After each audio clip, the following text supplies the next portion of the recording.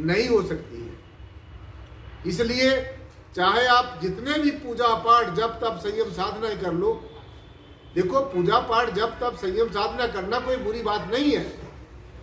पूजा पाठ करना कोई बुरी बात नहीं है, लेकिन हमने वास्तव में जानना है कि असली पूजा क्या होती है, असली पूजा का मतलब क्या होता है, असली पाठ करने का मतलब क्या होता है। तो जो हम ये पूजा करते हैं, स्थूल चीजों की पूजा करते हैं,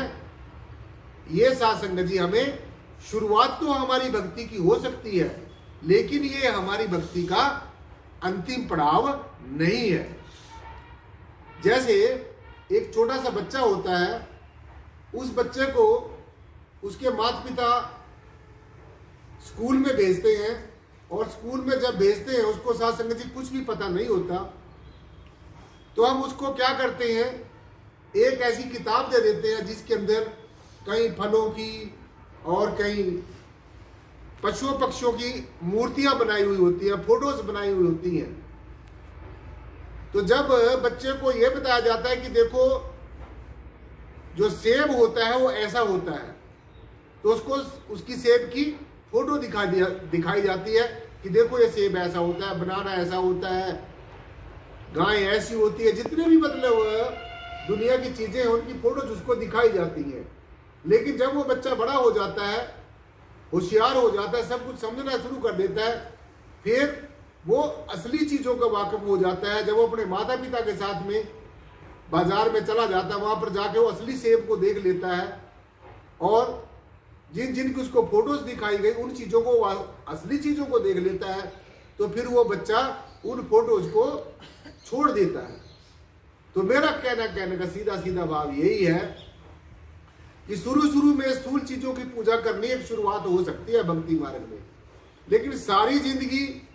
मनुष्य की बनाई हुई चीजों की ही आप पूजा करते रहे, सारी जिंदगी मनुष्य के द्वारा बनाई गई जो कल्पनाएं हैं, जो बनाई गई मूर्तियां हैं, जो बनाई गई आकृतियां हैं, उनकी ही पूजा इबादत करते रहे, तो ये ज्यादा समझदारी वाली बात नहीं है। तो असली जो पूजा है वो क्या होती है, जो मनुष्य के द्वारा बनाई गई चीजें हैं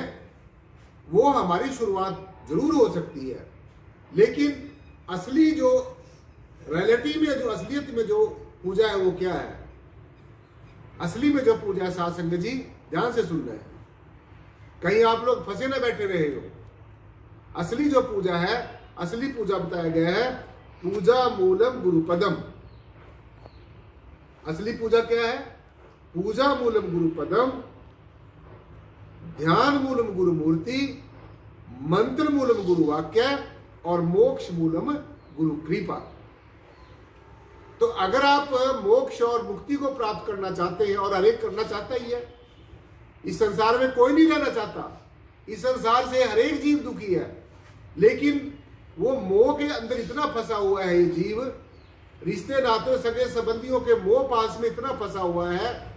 यश मान कीर्ति में इतना फंसा हुआ है, मान सम्मान में इतना फंसा हुआ है,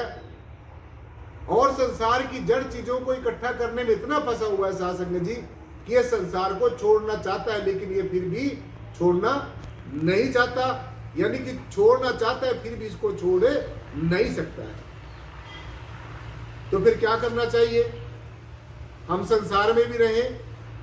और परमेश्वर की बंदगी भी हम करते रहे, तो कैसे करना होगा। संसार आप छोड़ नहीं सकते,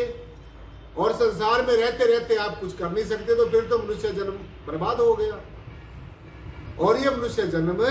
हमें बार बार नहीं मिलेगा। ये 84 लाख जन्मों के बाद ये हीरा सा जन्म हमें मिलता है। तो अब हमें मनुष्य जन्म तो मिल ही गया है, अब कमी किस चीज की रह गई है, कमी हमारे अंदर इस चीज की रह गई है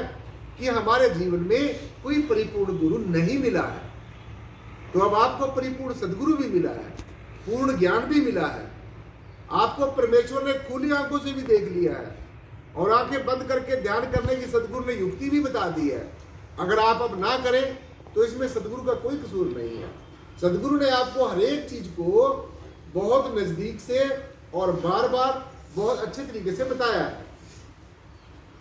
जब सवाल उठता है तो फिर स्थूल चीजों की पूजा तो आप कह रहे हैं नहीं करनी है, तो फिर किसकी करनी चाहिए? मनुष्य की बनाई हुई जो चीजें हैं, अगर हम उनकी पूजा ना करें तो फिर किसकी करें?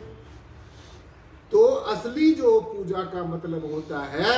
असली जो पूजा का अर्थ होता है शासक जी, वो क्या होता है वो समझना है। पूजा मूलम गुरुपदम, यानी कि आंखें बंद करके अपने आज्ञा चक्र में ध्यान करते हुए, जहां पर बहनें बिंदी लगाती हैं, भाई लोग तिलक लगाते हैं,